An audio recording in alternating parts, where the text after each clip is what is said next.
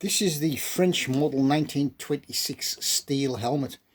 In 1926 the French M15 helmet, which was this one here, was redesigned and consisted of steel stronger than the M15 and simplified by having the main shell stamped from one piece of metal without the joining rim which was seen on the M15. The M15 helmet was a multi-piece construction.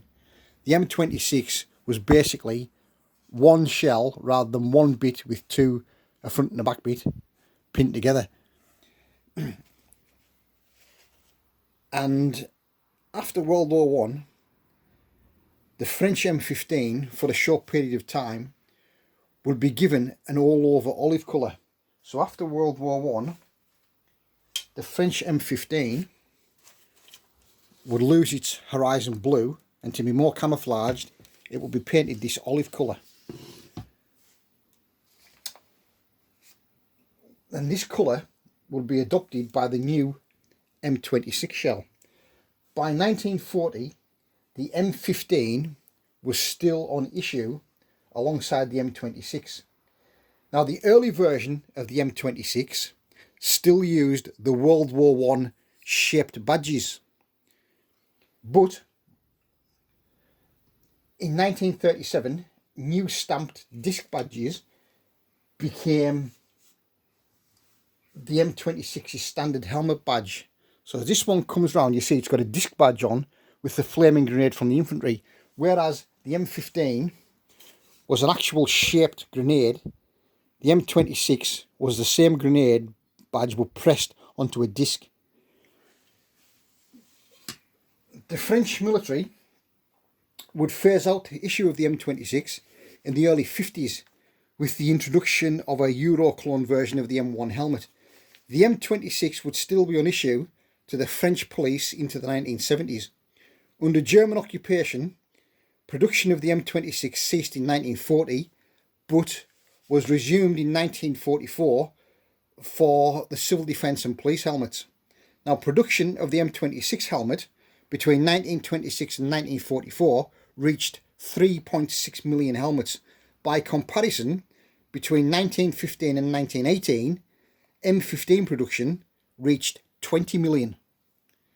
Now it is quite common to see pictures of post-Dunkirk evacuation, and the M15 helmets and M26 helmets are dumped side by side in heaps along with motorcycles ready to go to be recycled.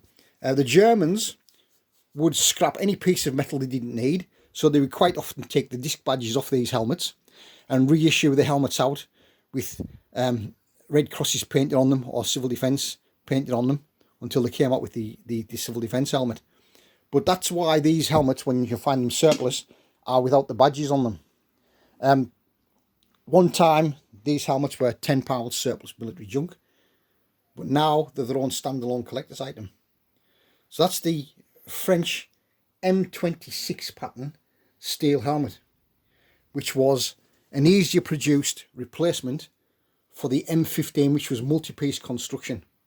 And in the early days, the M15 would serve alongside the M26, and the M26 would adopt the olive colour that the M15 was painted.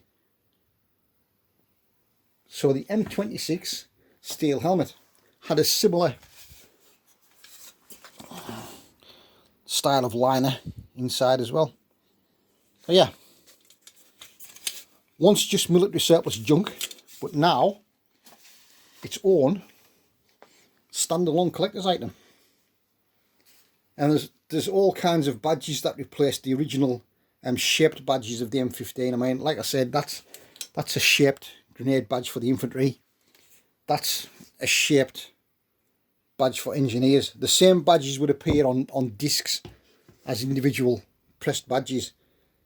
But in the early days, some versions of the M26 would actually use the badges of the old World War One helmets. But yeah, the M26 French helmet. Bye for now.